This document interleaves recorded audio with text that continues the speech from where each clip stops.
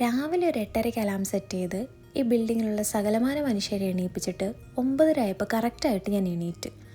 പിന്നെ ഒരു കോഫിയൊക്കെ ഇട്ട് നേരെ പോയിരുന്നു പഠിക്കാൻ.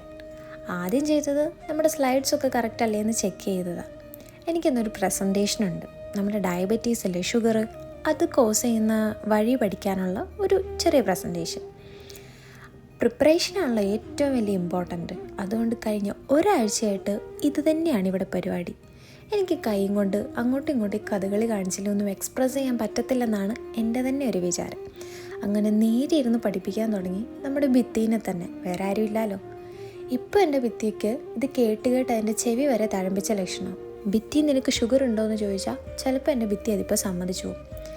ചിലച്ച് വായിൽ വെള്ളം പറ്റിക്കഴിഞ്ഞപ്പോൾ ഞാൻ എനിക്ക് തന്നെ ഒരു മീ ടൈം പ്രഖ്യാപിച്ചു. ഇതെനിക്കൊരു അസസ്മെൻറ്റ് ടൈമാണ്. ലാസ്റ്റ് ഒരു 1 ഇയർ കൊണ്ട് ഞാൻ എന്തോരം മാറി. ഇവിടെ ഫസ്റ്റ് ടൈം വന്നപ്പോൾ എന്തൊക്കെയായിരുന്നു എൻ്റെ തലവഴി ഓടിയിരുന്നത്, എന്തൊക്കെയായിരുന്നു ഞാൻ ഗോ ത്രൂ ചെയ്തത്, ഇതെല്ലാം ഞാനൊന്ന് റീവൈൻഡ് ചെയ്യുന്നൊരു മൊമെൻറ്റ്. പിന്നെ നമ്മുടെ ഈ സീരിയലിലെ അമ്മച്ചിമാരൊക്കെ പറയത്തില്ലേ, കുടുംബത്തിൽ പിറന്ന പെൺകുട്ടികൾ കുളിച്ചിട്ട് മാത്രമേ അടുക്കളയിൽ കയറാൻ പറ്റുള്ളൂ. അതൊക്കെ രാവിലെ തന്നെ അങ്ങ് പാലിച്ചേച്ചു. വെറുതെ ഇതൊക്കെ കണ്ട് എൻ്റെ അമ്മയ്ക്ക് വല്ല നെഞ്ചിന് വേദനയും വരും. പിന്നെ നമ്മൾ നേരെ പ്രസൻറ്റേഷനൊക്കെ സെറ്റ് ചെയ്ത് എൻ്റെ ലാപ്പേ മോനെ ചതിക്കല്ലേ എന്ന് ഞാൻ ആദ്യം തന്നെ അവനോട് പറഞ്ഞു. കാരണം പുള്ളീനെ കോളേജിൽ കൊണ്ടുവരില്ല. പിന്നെ നമ്മൾ നേരെ ക്ലാസ്സിലോട്ടായി. ഈ പോകുന്ന വഴിക്കൊക്കെ എൻ്റെ ഓർമ്മ എൻ്റെ ഫസ്റ്റ് പ്രസൻറ്റേഷനെ പറ്റിയായിരുന്നു. നല്ല അട്ടപടലം പാളിപ്പോയൊരു പ്രസൻറ്റേഷൻ.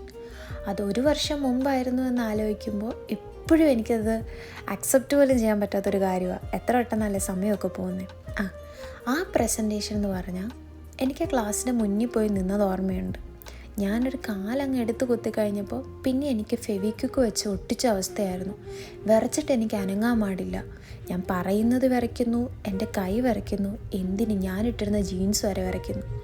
അന്ന് എല്ലാത്തിനോടും ഒരു പേടിയായിരുന്നു. കൂടെ ഇരിക്കുന്നവർക്ക് നമ്മളെക്കാളും ബുദ്ധി കൂടുതലാന്നുള്ള തോന്നൽ, നമ്മൾ പറയുന്നത് തെറ്റിപ്പോവോ എന്നുള്ള തോന്നൽ, എന്തിന് ആരെങ്കിലും ഡൗട്ട് ചോദിച്ച പണിപാളിയിലോ ദൈവമേ എന്നായിരുന്നു അന്നത്തെ ഏറ്റവും വലിയ വിചാരം. പക്ഷേ ഇന്നത്തെ എൻ്റെ പ്രസൻറ്റേഷൻ എനിക്ക് നല്ലതായിട്ട് ഇഷ്ടപ്പെട്ടു കേട്ടോ. അത്യാവശ്യം നല്ല രീതിയിൽ തന്നെ കോൺഫിഡൻ്റ് ആയിട്ട് ഞാൻ പ്രസൻറ്റ് ചെയ്തു. പ്രൊഫസറോട് ചോദിച്ചപ്പോൾ പുള്ളി ഹാപ്പി.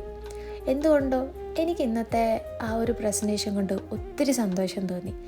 അതും കൊണ്ട് പുറത്തോട്ട് ഇറങ്ങി കഴിഞ്ഞപ്പോൾ നല്ല മഴ. ആ മഴയും കൂടെ കണ്ടപ്പോൾ കുറച്ചുകൂടെ സന്തോഷമായി. മേ ബി ആദ്യമായിട്ടായിരിക്കും ഞാൻ ഇവിടെ വന്നിട്ട് ഇത്രയും സന്തോഷിച്ചത്. അതുകൊണ്ട് തന്നെ മഴയെ അതിനെ എഗ്രി ചെയ്തുകൊണ്ട് വന്നതാണെന്ന് എനിക്ക് തോന്നി.